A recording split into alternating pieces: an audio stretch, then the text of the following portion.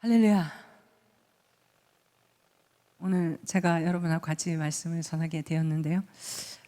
매번 할 때마다 사실은 이거는 정말 설교자의 은혜에 대해서는 뭐라고 설명을 할 수가 없는 것 같아요. 물론 부족하지만 설교를 준비하면서 제가 제일 먼저 은혜를 받는 것 같습니다. 오늘 사무엘상 3장 말씀, 12장 3절에서 5절 말씀을 통해서 함께 은혜를 나누겠는데, 우리 조금 길지만 합독해 보시겠습니다. 시작. 내가 여기 있나니 여호와 앞과 그의 기름 부음을 받은 자 앞에서 내게 대하여 증언하라. 내가 누구의 소를 빼앗았느냐, 누구의 나귀를 빼앗았느냐, 누구를 속였느냐, 누구를 압제하였느냐, 내 눈을 흐리게 하는 뇌물을 누구의 손에서 받았느냐.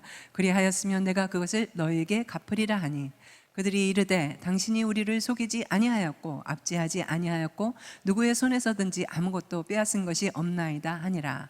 사무엘이 백성에게 이르되 너희가 내 손에서 아무것도 찾아낸 것이 없음을 여호와께서 너희에게 대하여 증언하시며 그의 기름 부음을 받은 자도 오늘 증언하느니라 하니, 그들이 이르되 그가 증언하시나이다 하니라. 아멘. 좀 긴 제목이었는데요.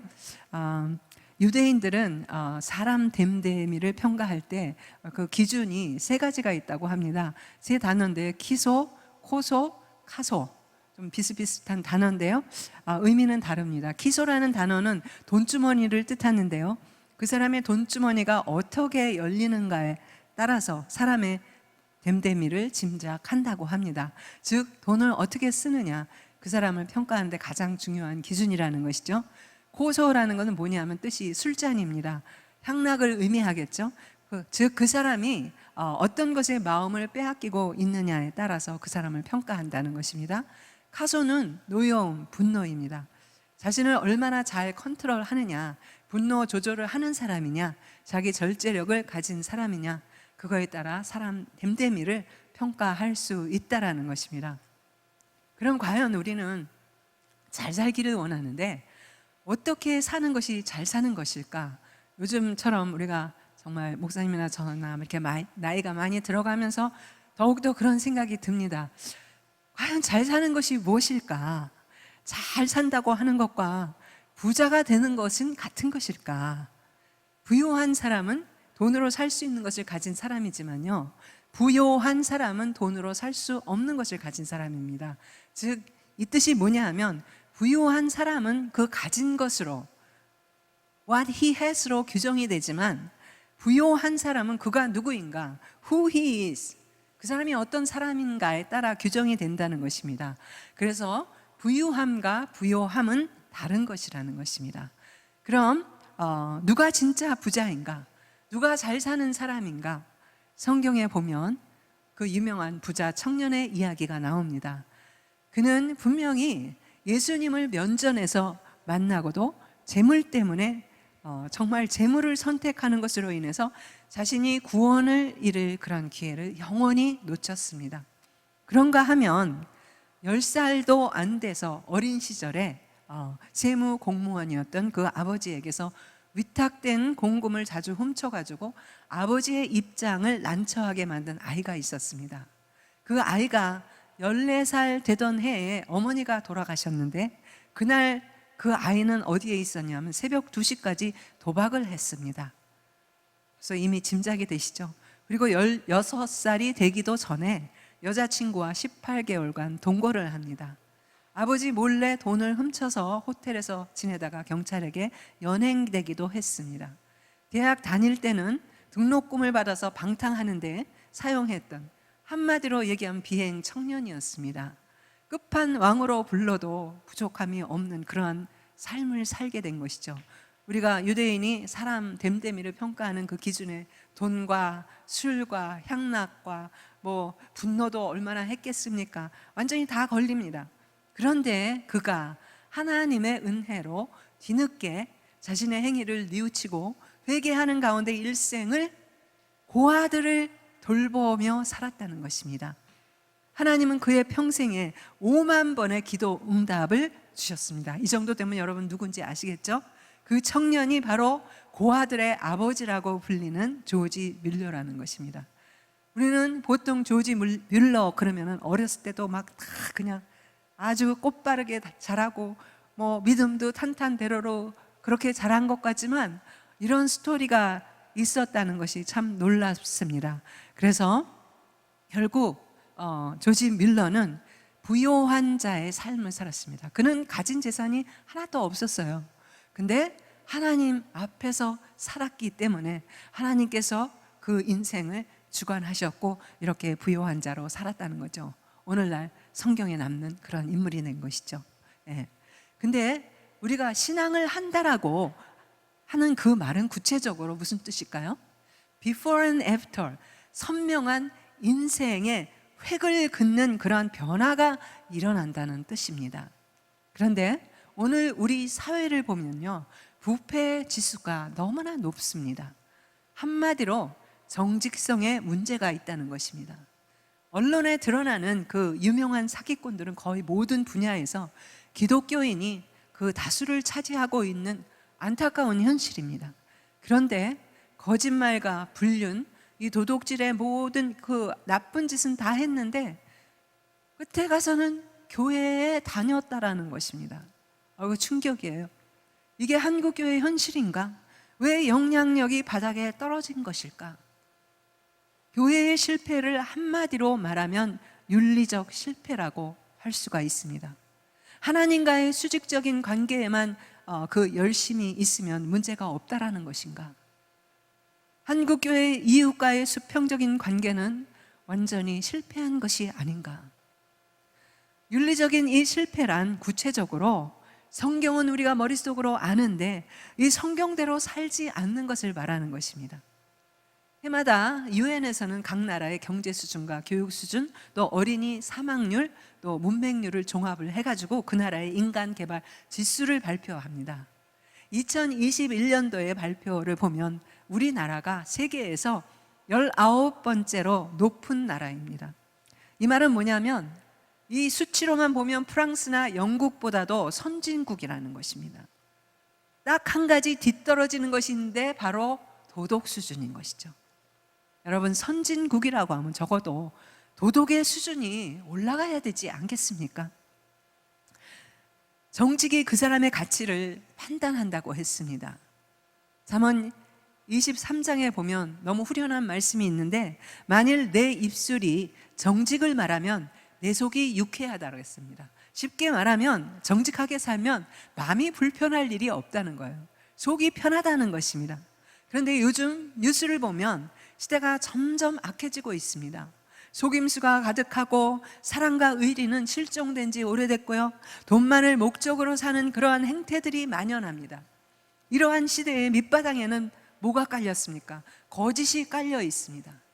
모든 분야에서 정직하지 못하기 때문에 사건, 사고가 계속 빵빵 터지는 게 아니겠습니까? 이 거짓말이 만들어낼 참담한 결과를 무서워하지 않은 이 정직에 대한 무감각한 시대가 되어버렸습니다. 그러나 누구에게나 언제나 행동의 무게를 달아보시는 존재가 있음을 우리는 알아야 된다는 것입니다. 요한복음 8장에 보니까 이 정직의 반대는 거짓인데요, 거짓은 영적인 문제라는 것입니다. 거짓은 사단의 주특기입니다. 이는 그가 거짓말쟁이요 거짓의 아비가 되었음이라 말씀하고 있습니다. 그런데요, 사단이요 거짓말을 하는데 처음부터 끝까지 다 하는 게 아니에요. 처음부터 끝까지 하면 어린애들도 다 거짓말인지 사단인지 압니다. 그런데요, 진실에다 거짓말 한 방울을 딱 떨어뜨려 가지고 유혹을 한다는 거예요. 그래서 거짓말은 윤리적인 차원을 넘어서는 영적인 문제라는 것입니다. 그러나 정직은 하나님의 뜻이에요. 개역 개정 성경 전체를 다 통괄해 가지고 정직이란 단어를 찍어보면 몇 번이 나오냐면 117번이 나옵니다. 우리가 성령을 받았다는 것은 정직하지 않으면, 우리가 성령을 받았어도 내가 성령 충만하지 않은가 의심을 해봐야 된다는 거죠. 왜냐하면 성령은 정직의 영이기 때문입니다. 그렇습니다. 정직은요, 우리 신앙생활의 최고봉입니다. 내가 정직하게 사는 만큼 우리의 신앙은 올라가게 되어 있다는 거죠. 그리고 이 정직은 우리의 인격과 우리의 삶과 우리의 가치관을 담는 그릇이라는 것이죠. 우리의 그릇이 정직으로 되어야 되지 않겠습니까? 신앙이 좋다라는 것은 정직의 무게로 판단되어야 된다는 거죠. 겉모습만 가지고 안 된다는 것입니다. 그래서 16세기에 변질되어 가던 암울한 그 시기에 교회의 개혁을 일으켰던 종교개혁자 마틴 루터는 평생을 나는 지금 하나님 앞에 있다라고 생각하고, 이 뜻이 뭐냐면 코람데오 정신으로 그의 신앙의 모토를 삼고 살았다는 것입니다. 이 코람데오라는 단어는 두 단어가 합성된 것인데, 코람은 뭐뭐 앞에서, 데오는 하나님을 정말 의미합니다. 그래서 하나님 앞에서라는 그런 뜻을 가지고 있습니다. 이 하나님 앞에서라는 말은 창세기부터 요한계시록, 성경 통틀어서 보면은 자주 등장하는데요, 맨 먼저 나오는 코람데오가 하나님 앞에서 부패한 인간의 모습입니다. 참으로 안타깝습니다. 창세기 6장에 보면 그때에 온 땅이 하나님 앞에 부패하여 포악함이 이 땅에 가득한지라, 이 말씀이 선포된 후에 바로 노아 홍수 사건이 터지게 되는 것이죠. 그럼 이 부패가 어디서 시작했겠습니까? 부패의 시작은 바로 창세기 3장 6절, 죄짓고 숨어버린 최초의 인간 아담에게 하나님께서는 정령 죽으리라고 말씀을 하셨지만, 정령 죽게 내버려 두지 않으시고 다시 아담을 찾아가신 하나님은 오늘도 죄인지 뻔히 알면서도 세상과 동화되어 살아가는 우리들을 찾으시고 물으시는 게 아닌가. 네가 지금 어디에 있느냐? 반면에 오늘 말씀 본문에 보면 사무엘은 하나님 앞에서 어떻게 살았는가 우리가 보기를 원합니다. 사무엘상 1장에서 12장까지 12장을 통틀어서 보면요, 여호와 앞에라는 단어가 몇 번 나오냐 그러면 15번이나 나옵니다. 이 말은 뭐냐 하면 사무엘은 참으로 이 삶의 모든 챕터마다, 모든 사건마다 여호와 앞에서 철저히 살았던 사람임을 알 수가 있습니다. 오늘 우리가 읽었던 이 12장 3절에 내가 여기 있나이다, 여호와 앞과 그의 기름 부으심 받은 자 앞에서, 이 여호와 앞에서라는 표현이 그의 평생 인생의 원칙이었던 것이죠. 그러면 사무엘이 하나님 앞에서 살았다는 것은 구체적으로 어떤 의미일까요? 바로 사무엘은 하나님의 시선 앞에서 살았다는 것입니다. 사무엘의 어머니 한나가 자식이 없었습니다. 그래서 아들을 주시면 하나님의 종으로 바치겠다고 서원했던 대로 사무엘은 젖을 뗄 때가 떼자마자 부모와 떨어져서 엘리 제사장에게 보내져서 성장하게 됩니다. 그때 그의 모습을 성경은 이렇게 얘기합니다. 아이 사무엘은 여호와 앞에서 자라니라. 여기서 여호와 앞에서라는 말은 하나님의 사랑의 시선을 받으며 자랐다는 것입니다. 감시의 시선이 아니라는 거예요. 누가 감시하고 있나? 그게 아니고 하나님이 나를 감시하나? 그게 아니라는 것입니다. 하나님은 사무엘이 이 땅에 태어났을 때 너무나 기뻐하셨고 너무나 사랑스러우셨다는 것입니다. 그래서 사무엘을 바라볼 때마다 하나님 눈에서는 그 판단하고 비판하는 시선이 아니고 그 사랑이 뚝뚝 떨어지는, 그런 꿀이 떨어지는 그러한 눈으로 사무엘을 바라보셨다는 것입니다. 그러한 사랑에 사무엘이 자랐다는 것을 의미하는 것이죠. 그래서 아이가 사무엘이 점점 자라매 여호와와 하나님과 사람들에게 은총을 더욱 받았다는 것입니다. 하나님의 사랑을 받은 자는 사람에게도 사랑을 받을 수밖에 없는 것이죠. 이 어린 사무엘은 비록 부모를 떠나서 살았지만, 성장했지만 하나님과 사람들의 그 사랑을 듬뿍 받으면서 잘 성장했다라는 것입니다. 그렇습니다. 이 말 들을 때 사무엘이 그랬나 보다 그러고 끝나면 안 되죠. 왜 이 말씀이 성경에 있을까? 바로 그 하나님은, 사무엘을 그렇게 사랑하셨던 하나님은 오늘 여러분을 바라보시는 그 시선이 사랑이 뚝뚝 떨어지는 그런 시선으로 여러분을 바라보고 계시다는 것을 믿으시기 바랍니다. 아멘. 이게 너무 엄청나가지고 믿어지지가 않아가지고 여러분 눈동자가 그냥 반짝반짝 깜빡깜빡 하는데요, 말씀이니까 믿으시기 바랍니다. 그 사랑의 시선이 멈추지 않는다라는 것입니다. 두 번째, 사무엘은 하나님 앞에서 정직한 삶을 살았다고 합니다. 사람들이 왜 거짓말을 할까요? 뭔가 자랑스럽지 않은 행동을 감추기 위해서 거짓말을 하는 경우가 많습니다. 두 번째는 권위자 앞에서 거짓말을 하는 경우에는 내가 무언가 죄책감을 가질 만한 일을 했을 때 이를 감추기 위해서 거짓말하는 경우가 흔합니다. 세 번째, 타인과 내가 비교하면서 자신의 부족함을 감추기 위해서 없는 사실을 만들어내기도 하기 때문에 거짓말을 한다는 것입니다. 여기 보면 다 감추기 위해서, 뭔가를 감추기 위해서 그렇게 거짓말을 합니다.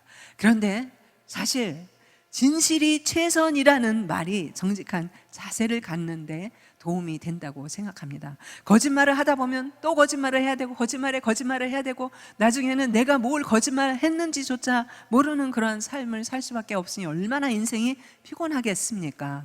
예. 그런데 하나님의 눈을 의식하는 사람은 남이 보든지 안 보든지 정직하게 산다라는 거예요. 사무엘은 당시의 선지자였어요. 그리고 제사장으로 절대 권력, 왕이 없었으니까 사무엘이 완전히 왕처럼 그런 권력을 가졌습니다. 그런데 요즘 들어서 보면 절대 권력은 절대 부패한다는 말이 있지 않습니까? 왜? 이 권력을 휘두르기 때문이죠. 그러나 사무엘은 하나님 앞에서 정직하고 깨끗한 그런 삶을 살았다라는 것입니다. 오늘 이 3절의 말씀이 뭐냐면 사무엘이 자기 평생을 살아온 거를 다 정리하면서 사무엘의 고별사입니다. 마지막, 그는 직분자로서 권위를 내세우지 않았습니다. 여호와 앞과 그 기름 부음 받은 자 앞에서 내게 대하여 증언하라. 내가 누구의 소를 빼앗았느냐, 나귀를 빼앗았느냐, 누구를 속였느냐, 누구를 압제했느냐, 누구 눈을 흐리게 해서 뇌물을 내가 받았느냐, 그리하였으면 내가 그것을 너에게 다 갚으리라. 이것은 무슨 뜻이겠습니까? 어떻게 평생에 한 일을 다 갚을 수가 있겠습니까? 이 말은, 이 뜻은 그만큼 자신이 있게 살았다는 것을 얘기하는 것이죠. 그래서 사무엘은 백성들에게 자기가 잘못한 일이 있으면 말해보라고, 그러자 백성들이 뭐라 그랬어요?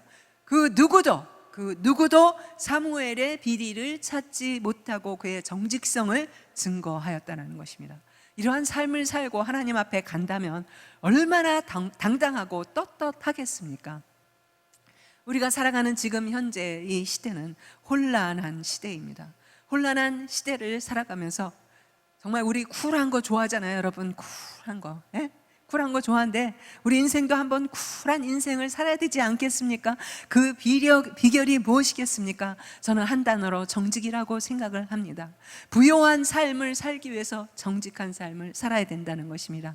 이 정직하다는 것이 뭐겠습니까? 성실하고 솔직하고 다른 사람을 대할 때 숨은 동기가 없는 것이죠. 다른 사람의 개인적인 약점과 이 열등한 그런 상황을 이용하지 않는 것입니다.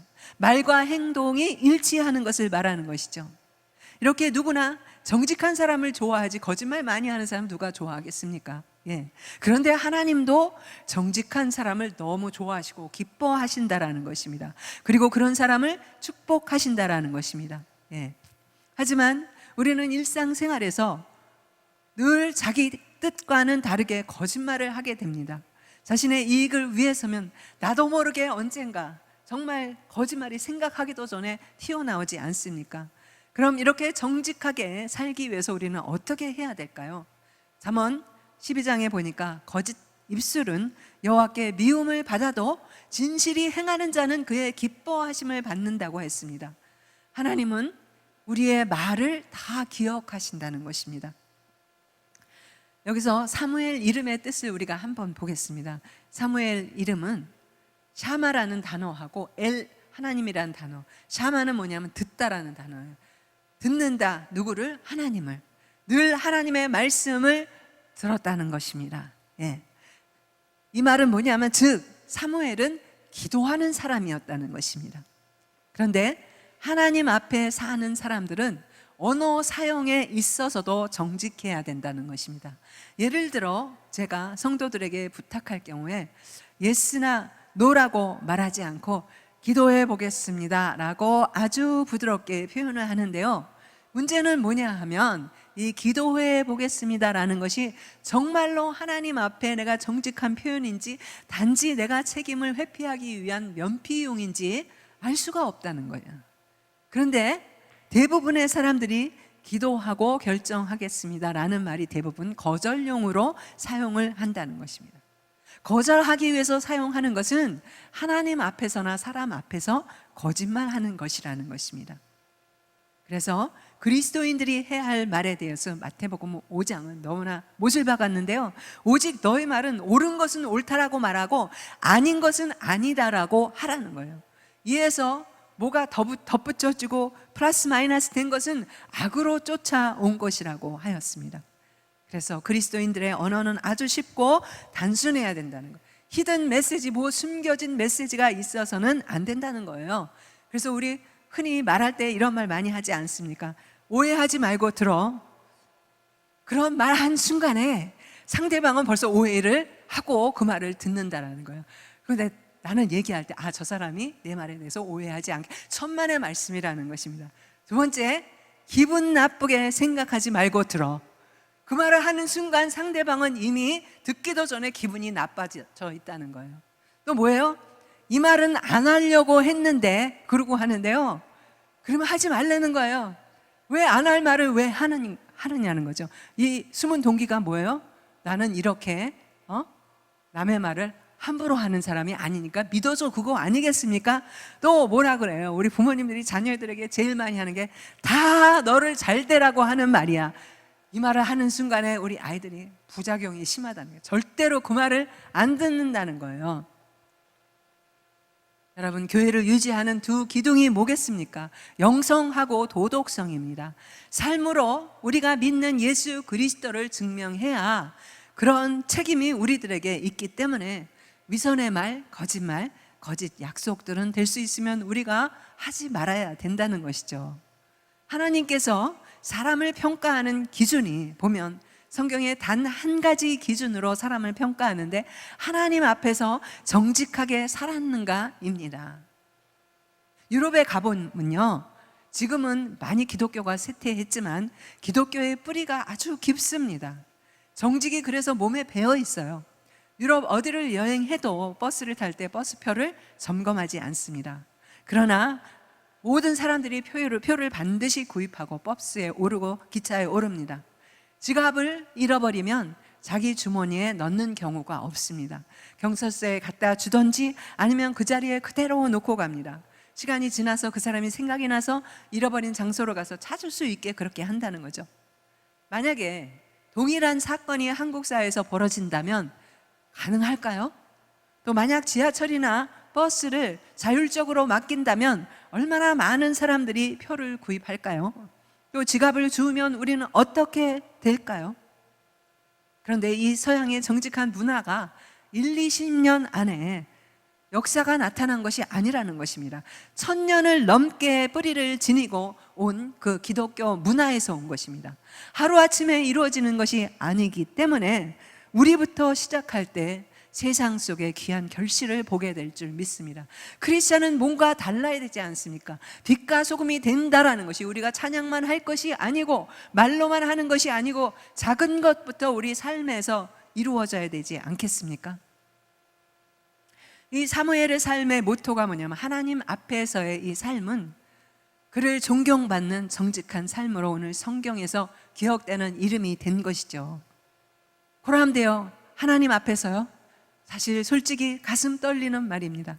바로 내 옆에 앞에서 하나님이 지켜보고 계신다는 그런 것을 믿고 실제로 보이는 분처럼 인식하고 산다면 당연히 우리의 삶과 신앙이 달라질 것이라는 것입니다. 감시 카메라가 아닙니다. 요즘은 테크놀로지가 발달돼 가지고요, 그 감시 카메라가요 이제 얼굴만 인식하는 것이 아니고 음성, 대화 내용까지 다 기록있는, 하나님은 그런 분 아니에요. 아까도 얘기했지만 정말 이 순간도 여러분 앞에서 사랑의 눈으로, 꿀이 뚝뚝 떨어지는 눈으로 여러분을 바라보시는 그 하나님을 의식하라는 것입니다. 그럴 때 그 따스함이 느껴질 것이라는 것입니다. 하나님, 그러면 또 야단 맞는 분, 그런 분으로 기억되시면 내 신앙생활이 뭔가 다시 생각해 봐야 되는 것이죠. 그래서 코람데오는 철저하게 나부터 그분을 의식하고 살아간다면 우리 가정이 변화될 것이고, 우리 교회가 바뀔 것이고, 사회도 바뀔 것이고, 나라도 변화될 것을 믿습니다. 아멘. 요한 웨슬리는요, 이 코람데오의 정신으로 나의 말과 행동은 진실로 하나님을 기쁘게 하고 있는지 스스로 경건 생활을 점검하며 살았다고 합니다. 모든 것이 다 하나님, 다 아시는 그런 하나님 앞에서 내가 평생 동안 쌓아왔던 이 수많은 가면들, 우리는 너무나 많은 가면들을 살고 살아갑니다. 그리고 내가 어떠한 가면을 쓰고 살아가는지 조차 알지 못하고 살아갑니다. 부부 사이에도 마찬가지입니다. 허물이 없어야 되는데 어느 순간부터 가면을 쓰고 살아갑니다. 내 존재, 그 모습 그대로 가면 속에 내 얼굴을 아시는 주님 앞에 우리는 무릎을 꿇고 자아를 내려놓고 집착, 욕심, 또 변명, 핑계를 다 내려놓고 코람데오의 자세로 살아야 되지 않겠습니까? 그럴 때 주님이 정말 기뻐하실 줄 믿습니다. 그것의 출발점이 어디가 돼야 되겠습니까? 우리가 무한히 주님을 기뻐하는 자가 될 때 가능하다고 생각합니다. 하나님을 기쁘시게 하는 것이 과연 뭘까요? 과연 무엇이 하나님을 기쁘시게 하는 걸까요? 코람데오의 삶의 출발점은 주님의 말씀을 사모하는 것입니다. 시편 119편에 보면 다윗은 주의 말씀의 맛이 내게 어찌 그리 단지요, 내 입에 꿀보다 더 달다고 했습니다. 이것이 다윗의 고백인데요, 의무감에서 한 게 아니에요. 또 시편 34편에도 나오는데 너희는 여호와의 선하심을 맛보아 알지어다, 그에게 피하는 자는 복이 있도다 했습니다. 여기서 맛보아 알 수 있는 여호와의 선하심, 이 하나님의 선하심을 맛보아 알라고 강조하고 있는데, 맛보다라는 단어는 우리가 흔히 언제 쓰죠? 음식의 맛을 직접 경험할 때 쓰는 단어가 아니겠습니까? 알다라는 단어는 눈으로 직접 목격한다라는 뜻입니다. 이 두 단어 모두 정보 차원의 지식이 아니라는 것입니다. 경험의 근거를 둔 그런 지식을 의미합니다. 그럼 우리가 뭘 정말 맛보느냐? 여호와의 선하심을 맛보라는 것입니다. 이 선하심의 의미는 히브리어 원어로 토브라는 단어인데요, 한마디로 좋다는 단어예요. 좋기는 좋은데요, 그냥 좋은 게 아니에요. 너무 좋다는 거예요. 표현할 수 없을 만큼 너무나 좋다는, 그때 쓰는 표현이 토브라는 거예요. 그래서 이때 이 좋은 것, 이 선이라는 것은 나의 입장에서 좋은 게 아니에요. 나의 입장에서 좋은 것은 인간의 한계가 있습니다. 그런데 우리들의 입장이 좋다는 것이 아니고 하나님의 계획과 하나님의 의도에 합당한 것을 의미하는 것입니다. 하나님께서 보실 때 완전히 완벽한 조화와 균형을 이룬 상태를 말한다는 것입니다. 이 다윗에게 하나님의 선하심은 자신을 향한 이 하나님의 사랑이 요만큼 내 한계의 수준에서 머무는 게 아니고 하나님의 사랑이 하늘 끝까지 가득 찬 그런 광대한 것이었습니다. 성경은 하나님께서 선하시고 신실하신 분이라는 사실을 분명하게 선포하고 있지 않습니까? 시편 107편에 보면 여호와께 감사하라, 왜? 그는 선하시며 그 인자하심이 영원함이로다 했습니다. 어떻게 하면 하나님의 선하심을 우리가 맛보아 알 수가 있겠습니까? 이 맛을 보는 것, 맛을 느끼는 것은 굉장한 그 강렬한 경험인데요, 우리가 다이어트 많이 하지 않습니까? 다이어트 할 때 우리가 힘든 이유가 뭐죠? 실패하는 이유가 뭐죠? 내가 다이어트를 해야지 마음먹은 그 순간부터 내가 먹고 싶은 생각이 뭐 먹어야지 하는 생각이 너무나 떠오르고, 집에서 스치면서 왔다 갔다 쳐다보지도 않던 과자 쪼가리, 뭐 그런 빵 쪼가리도 막 갑자기 그걸 먹어야 될 것 같은 막 그런 생각이 굴뚝같이 들어가지고 실패하지 않습니까? 입이 생각대로 안 됩니다. 아, 그만 먹어야 하는데 하고 생각을 하는데 손과 입이 멈추지를 않습니다. 특별히 맛있는 거 먹을 때 기분이 얼마나 좋습니까? 그래서 요즘 먹방 그 유튜브가 그렇게 인기가 있는 것 같습니다. 이 맛있는 거 먹는 것도 정말 좋은데 보면 그 맛있는 거 먹는 사람들의 표정을 보면 너무 재미가 있어요. 맛있는 음식을 먹으면요, 사람들도 자기 자신도 모르게 웃더라고요. 네. 그 애들도 보면, 우리 손자들도 보면 맛있는 거 브렉퍼스트를 해주면은요, 막 그러면서 delicious 그러면서 그 다음 말이면 I love grandma. 그래서 맛있는 거 해줬다고 그 표현이 나옵니다. 정말 맛있는 거 맛볼 때는 어떤 때는 이성도 마비될 정도입니다. 강력하고 자기도 모르게 몸이 막 반응을 합니다. 침도 나오고요, 표현도 표정도 엄청 감탄사를 연발합니다. 그래서 요즘 젊은 사람들 보면 엄청 맛있어, 뭐 대박 맛있어, 열나, 뭐 무슨 뭐 맛있어, 완전 맛있어, 뭐 표현도 다양하게 이렇게 하더라고요. 이처럼 맛을 본다는 것은 기억에 남는 강렬한 경험입니다. 그런데 여러분, 솔직히 우리가 말씀 볼 때, 성경 볼 때 이렇게 강렬히 감동합니까? 솔직히 한 10분 보고 15분 보면 벌써 눈이 스르르 감기지 않습니까? 네? 말씀 볼 때 하나님을 맛보게 해주세요라고 우리는 기대를 해야 된다는 것입니다. 우리는 흔히 기도할 때 그런 기도를 많이 하잖아요. 하나님, 하나님의 음성을 들려주세요. 참 기도 내용 자체는 좋습니다. 그러나 그거 여러 번 백날 해보세요. 하나님의 음성이 들리나? 저는 많은 분들이 저한테 물어봅니다. 어떻게 하면 하나님의 음성을 들을 수 있나요? 계속 그게 기도 제목에 옵니다. 그런데요, 그 기도보다도 이거보다 사실 더 강렬한 기도가 뭔지 아십니까? 하나님을 맛보게 해달라는 기도인 것입니다. 그런데 오늘 시편의 34편 배경을 보면요, 다윗의 상황이 너무나 왕이 돼가지고 풍요롭고 모든 게 잘 나가고 그랬을 때 고백한 게 아니라는 거예요. 그야말로 다윗의 상황이 가장 위기일 때 이런 고백이 나온 거예요. 아비멜렉 앞에서 미친 채 하다가 쫓겨나서 지은 시가 바로 이 시인데요, 아비멜렉뿐만 아니고 그 전에 사울 왕이 다윗을 죽이려고 그렇게 죽도록 쫓아다닐 때입니다. 그래서 다윗은 블레셋 왕 아기스에게 가서 보호를 요청하는데요, 그런데 아기스 왕이 엎친 데 겹친 격으로 다윗을 감옥에 가두어 버립니다. 그래서 살아남기 위해서 다윗은 침을 질질 흘리면서 미친 척해서 겨우 살아남습니다. 이렇게 죽을 고비를 몇 번 넘기고 오랫동안 생명의 위협을 당했던 다윗이었는데요, 그렇다면 다윗이 경험한 이 하나님의 선하심은 구체적으로 무엇을 의미할까요? 절제절명의 위기를 벗어난 이 다윗이 맛본다라는 그렇게 표현한 것은 첫 번째, 하나님의 보호하심입니다. 만일 그 당시에 그렇게 미친 척 하다가 아기스 왕이 화가 나서 쟤는 뭐야? 그러고 가서 빨리 처리해 버려. 그러면 그 인생이 목숨을 잃을 수도 있는 그러한, 실패할 수도 있는 그러한 절제절명의 위기였다는 거죠. 그리고 피한다고 정말 피한 아기스 왕조차 자신을 가두지 않았습니까?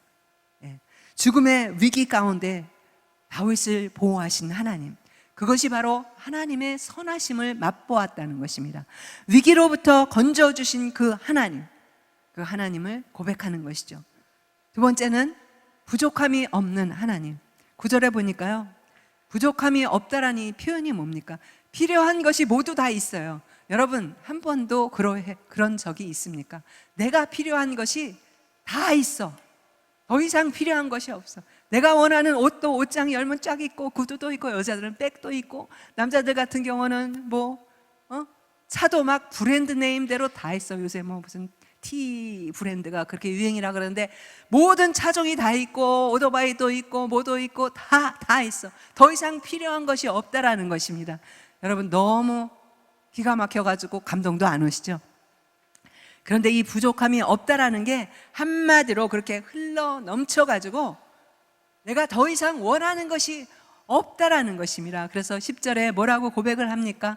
젊은 사자는 궁핍하여 줄일지라도 여호와를 찾는 자는 모든 것에 부족함이 없다라는 것입니다. 여러분, 젊은 사자, 그냥 사자도 아니고요. 젊은 사자는 에너지가 완전히 넘치지 않습니까? 밀림의 왕자예요. 밀림의 왕자로 아무 때든지 내가 원하는 짐승을 잡아먹을 수가 있습니다. 이런 젊은 사자가 줄일 때가 언제겠습니까? 초원에 남아있는 것이 아무것도 없을 때가 아니겠습니까? 따라서 여호와 앞에서 사는 자는 아무리 궁핍하고 어려운 때라 할지라도 부족함이 없다라는 것입니다. 아멘. 다윗이 가장 힘들 때 하나님의 맛을 본 것입니다. 그러면 우리가 생각할 때, 아니 모든 것이 다 갖춰져야지, 내가 원하는 게 다 있어야지 정말 맛을 본 게 아닌가, 그렇게 약간 의외의 생각이 드시지 않습니까? 그런데 반대로 다윗은 이렇게 생명의 위협을 느끼고 도망 다닐 때 하나님의 맛을 경험했다라고 고백하지 않습니까? 왜겠습니까? 하나님의 관심은 마음이 상한 자에게 있기 때문입니다. 18절에 보니까 영어로는 The broken hearted, 심장이 깨어진 자, 여호와는 마음이 상한 자를 가까이 하신다고 그랬고 중심으로 통회하는 자를 구원하신다고 그랬습니다. 그리고 또 중심으로 통회하는 자는 The crushed in spirit, 완전히 영적으로 뽀사진 사람, 완전히 부서진 사람을 이야기하는 것입니다. 심장은 깨지고요, 마음은 부서진 그러한 상황 속에서 다윗은 존재 자체가 완전히 흔들렸을 것입니다. 내가 왕으로서 기름 부은 자 맞나? 그러나 이런 사람을 하나님께서 구원하신다고 다윗은 고백하고 있습니다. 19절 말씀해 보니까 다윗은 가장 어렵고 힘든 순간에 그를 붙드시는 이 생명의 근원 되시는 하나님의 맛을 경험했다라는 것입니다. 우리가 살다 보면 때로는 미친 채 하지 않으면 견디기 힘든 때가 있습니다. 여러분 중에 혹시 아직까지는 거기까지는 아니라고 생각하시는 분, God bless you. 우리의 존재 자체가 흔들릴 때, 시편에도 의인은 고난이 있다라고 했습니다. 우리가 잘못 살아서 고난이 닥칠 때도 있지만 우리가 잘 살아도 고난이 닥칠 때가 있다라는 것입니다. 마음이 깨지고 낙심될 때가 있다라는 것입니다. 그럴 때 우리는 하나님이 이 상황을 빨리 벗어나게 해달라고 기도하지 않습니까? 빨리 병이 낫게 해주세요. 무슨 병인지 알게 해주세요. 이 경제 문이 열리게 해주세요. 자녀 문제가 해결되게 해주세요.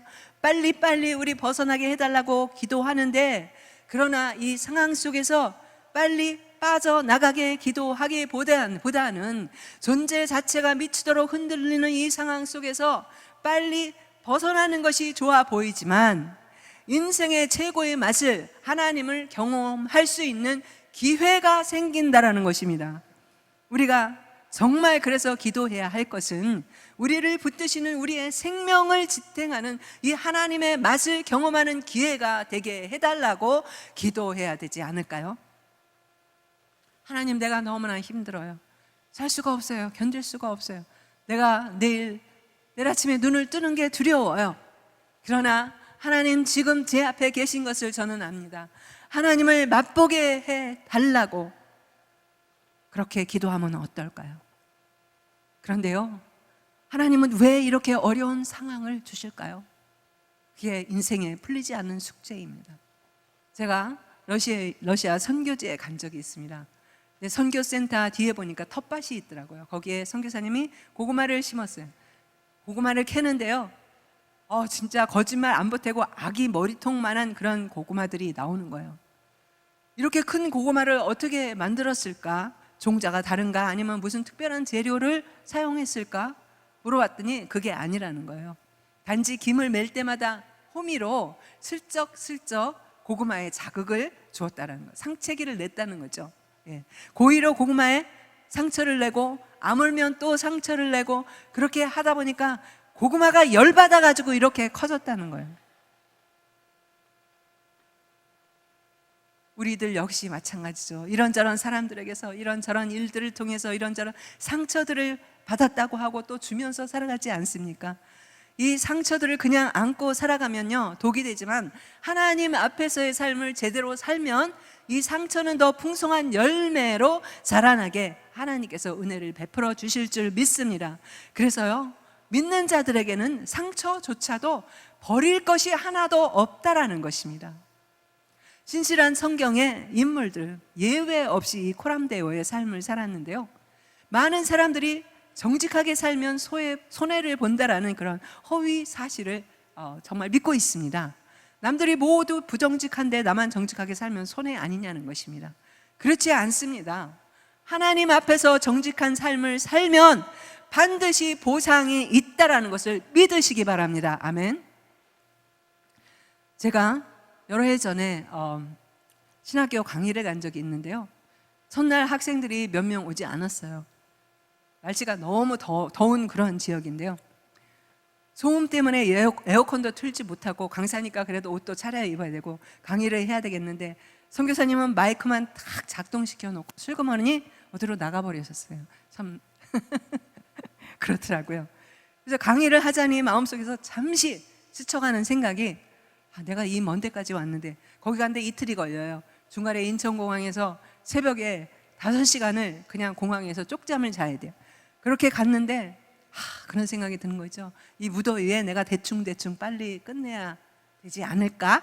또 아니 이번 강의만 끝내고 좀 학생들도 쉬어야 되니까 듣는 사람도 몇 안 되는데 통역도 제대로 하는지 그것도 모르겠고 캄보디아 말을 하는 통역이 한국말을 하는데 저것이 제대로 하는지도 모르겠고 그런데 그 순간에 잠시 마음속에 정말 청중이 없느냐? 그런 소리가 확 들려요. 그래서 없는데요? 대답을 했는데 찰나하는 순간에 막 위에서부터 얼음 냉수를 확 꼈는데 정신이 번쩍 드는 거예요. 나는 네가 보이는데 너는 내가 안 보이냐? 음성이 훅 들어오는 거예요. 야, 나는 내가 얼마나 좋으면 이곳까지 보냈겠느냐? 내가 이들을 얼마나 사랑하는지 아냐? 너 오면서 봤지? 공항에서 여기까지 절밖에 없어. 길거리에 절밖에 없고 이 나라는 완전히 불교 천국이야. 그렇지만 나는 이 땅을 사랑하고 이 사람들을 내가 얼마나 사랑하는 이 사랑하는 사람들에게 내가 너를 보냈단 말이지. 내가 너를 이렇게 사랑하는 것만으로 너는 만족하지 못하겠니? 너 또 벌써 잊어버렸니? 너 힘들다고? 나는 너보다 얼마나 더 힘들었겠니? 말로 표현할 수가 없어. 네가 억울하다고? 나는 너보다 더 억울한 일을 겪었지만 말도 안 해. 그렇지만 이 모든 일이 또한 다 지나갈 거야. 나중에 네가 정말 오늘의 이 어려움, 헌신이 장차 영광으로 바꿔질 때 네가 그때를 생각하면 지금의 아픔과 힘든 거 하고는 비교가 안 되지 않니? 그리고 나서 제가 나머지 강의를 어떻게 할게요? 열과 정성을 쏟아 땀을 뻘뻘 흘리면서 했을 것은 두말할 나이가 없죠. 저녁 때부터서 오지에서 버스 타고 기차 타고 학생들이 모이기 시작했습니다. 마지막 날 그 학생들이 간증을 하는데요. 너무나 은혜를 받은 거예요. 후회가 없더라고요. 이 하나님의 선하심은 언제나 변함이 없으시다는 것을 경험을 했습니다. 그런데 우리는 하나님을 너무 오해하는 게 아닙니까? 하나님을 맛보아 아는 사람은요, 고난에 결코 압도되지 않습니다. 하나님의 선하심을 경험하는 일은 고난의 한 가운데에서도 가능하다는 것을 다윗을 통해서 증명을 했습니다. 이 놀라운 은혜는 하나님의 백성으로 고난을 넘어서게 한다는 것입니다. 그러므로 하나님의 사람들은 고난의 한 가운데에서도 하나님의 선하심을 기대하시라는 것입니다. 이것이 하나님께서 이 땅을 살아가는 자기 백성에게 주시는 은혜고 권세인 것입니다. 이 권세는요, 고난을 피해가는 요령이 아니라는 거예요. 고난이 절대 나를 압도하지 못하는 힘을 주신다는 것입니다. 우리가 경험하는 이 하나님의 속성은 선하심인데요, 이 선하심은 하나님의 모든 속성을 다 포함하고 있습니다. 다윗은 이 하나님을 맛보라고 말하는 대신에 하나님의 선하심을 맛보아 알라고 말하고 있습니다. 사실요, 곤고한 형편이 좀 풀릴 때 하나님의 선하심을 맛보라는 것이 아니라는 거죠. 지금 이 위기 상황에도 선하심을 맛보라는 것입니다. 여러분이 지금 어떠한 상황 가운데 있는지 저는 모릅니다. 그러나 하나님은 정확하게 아십니다. 여러분이 얼마나 힘든지, 얼마나 지쳐 있는지, 앞이 깜깜한지 다 아신다는 거예요. 그 하나님이 부족함이 없게 하신다는 것입니다. 하나님의 선하심을 맛보아하는 것이 이 세상에서 우리가 맛보고 누리고 사는 모든 행복을 능가하고 초월하는 실제라는 사실을 믿으시기 바랍니다. 아멘. 다윗이 말하고 싶은 이 진정한 이 인생의 행복이란 환난과 고통이 없게 하는 게 아니라는 것입니다. 부르짖어야 하는 환난 가운데 있는 자들, 그들의 마음은 이미 상했고 그들의 중심은 통해하는 심정을 가진 자들, 한마디로 이들은 많은 고난과 환난의 한 가운데에서 하나님의 선하심을 맛보아 알았다는 것입니다. 기독교인은 보이지 않는 하나님을 보는 것처럼 살아가는 그러한 존재입니다. 여러분, 신앙이 좋다는 것이 무엇입니까? 하나님은 살아계셔서 우리가 언제 어디서 무엇을 하든지 보고 계십니다. 그러므로 불꽃 같은 그런 눈으로 우리를 살펴보고 계신 그 하나님의 시선이 얼마나 따스한지, 꿀이 뚝뚝 떨어지는지 매일 맛보고 살라는 것이 아니겠습니까? 그게 바로 하나님 앞에서의 코람데오의 신앙이라는 것입니다. 오늘도 하나님은 여러분에게 묻고 계십니다. Where are you? 너는 지금 어디에 있느냐? 도대체 너의 인생의 자리, 신앙의 자리가 지금 어디에 있느냐? 혹시라도 나의 신앙에 오랜 시간 돌아보지 않아 뽀얗게 먼지가 쌓인 것은 아닌지, 내가 주님 앞에 봉사하고 헌신하는 그 자리가 내 열심으로 섬기는 자리가 아니었는지, 내가 정말 그리스도의 몸된 교회를 사랑하고 교회의 덕이 되었는지, 늘 코람데오 하나님 앞에 신앙의 자리를 점검하면서 살았는지, 우리가 어디에 있든지 무엇을 하든지 항상 코람데오 하나님 앞에서의 자리를 잘 지킬 때 우리가 만나는 모든 사람들과 일어나는 모든 사건들은 내 뜻이 이루어지는 인생이 아니라 힘겨운 인생이지만 하나님의 선하심은 나의 삶에 열받은 큰 고구마를 쉬지 않고 이 시간도 만들어 가고 계심을 믿으시기 바랍니다. 아멘. 여러분, 보면 하루에 5분 운동해서 평생 건강해진다는 그 유튜브들이 많이 뜹니다. 그런 것들은 잘 따라 하더만 하루에 5분만 내 앞에서 살 수 없겠니? 아무리 바빠도 하루에 5분만 너를 위해 자기 몸을 버리신 주님 앞에 하루에 5분만 살기가 정말 없겠니? 아무리 살기가 힘들어도 다시 한번 일어날 수 있는 힘을 분명히 얻을 수 있을 거야. 사막에 사는 메스퀴트라는 사막의 식물이 있습니다. 수많은 뿌리를 갖고 있는데요, 사막에는 물이 없지 않습니까? 그럼에도 불구하고 30m 깊이 그 뿌리를 내려가지고 수분을 흡수한다라고 합니다. 그래서 하루 종일 장렬하는 태양 아래도 물 한 모금 발견하기 어려운 사막에서 생존을 한다는 것입니다. 우리의 신앙은 어떻습니까? 오늘 우리의 신앙은 어떻습니까? 뿌리 얕은 신앙으로는 이 세상의 온갖 고난과 고통을 견뎌내기가 어렵습니다.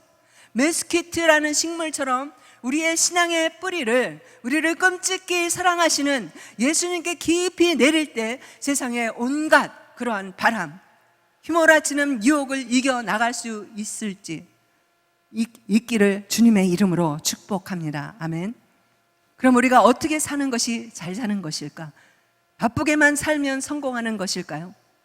10년을 지나도 바다 한 군데에 방향 없이, 향방 없이 제자리에 노를 젓고 있는 것은 아닌지, 주님의 뜻이 내 기준에, 삶의 기준이 되고 있는 것인지. 성경의 초입에서 우리는 최초의 인간, 하나님 앞에서 범죄하여 에덴 낙원에서 낙원을 잊어버렸습니다. 성경의 마지막 또 하나님 앞에서가 나옵니다. 계시록 8장 4절에 보면 향년이 성도의 기도와 함께 천사의 손으로부터 하나님 앞으로 올라간다고 했습니다. 우리가 범죄함으로 인해서, 죄로 인해서 낙원을 잃어버렸지만 성경의 결론, 여러분의 삶의 결론에 가서는 하나님 앞에 뭔가 올라가야 되지 않겠습니까? 그것이 뭐겠습니까? 바로 코람데오의 그 신앙은 기도입니다. 기도. 예. 우리는 모든 간절한 기도가 하나님 앞으로 올라가고 삶의 격이 달라지기를 기도하고 있습니까? 돈으로 살 수 없는 것을 가진 부요한 자의 그런 삶이 여러분의 삶이 되기를 축복합니다. 하나님 앞에서의 그러한 삶, 코람데오의 신앙으로 잘 사는 여러분이 됐으면 좋겠습니다. 축복받는 여러분이 됐으면 좋겠습니다. 인간적인 그런 세상적인 그 축복 말고요, 우리가 계산할 수 없는 한계를 뛰어넘는 그런 축복을 받는 여러분 됐으면 좋겠습니다. 갈수록 깊어지고 갈수록 넓어지는 구원의 강물과 생명의 강물처럼 흘러 주님 뜻을 이루는 그렇게 잘 사는 사람이 되기를 주님의 이름으로 축복합니다. 아멘. 이 시간에 우리 하나님 말씀을 붙잡고 내가 하나님 앞에서의 삶을 살았는지, 아니면 하나님이 살아계신다는 그 존재 자체도 잃어버리고 살았는지, 나의 신앙의 뿌리채로 흔들리는 그러한 상황 가운데 지금 있는 것인지. 그러나 우리가 세상을 바라보고 환경을 바라보면 이길 수가 없습니다. 다시 하나님 앞에 돌아가기를 원합니다. 하나님 앞에서의 삶을 살기를 원합니다. 하나님의 보호하심과 하나님의 지켜주심과 부족함이 없는 은혜를 누리고 말씀을 통해서 하나님을 맛보며 살아가게 하여 주시옵시고, 여태까지 그렇게 살지 못했는데 하나님 앞에 잠깐 헌신하는 기도를 모두 다 일어나서 기도 드리시겠습니다. 주여 한번 부르시고 기도합니다.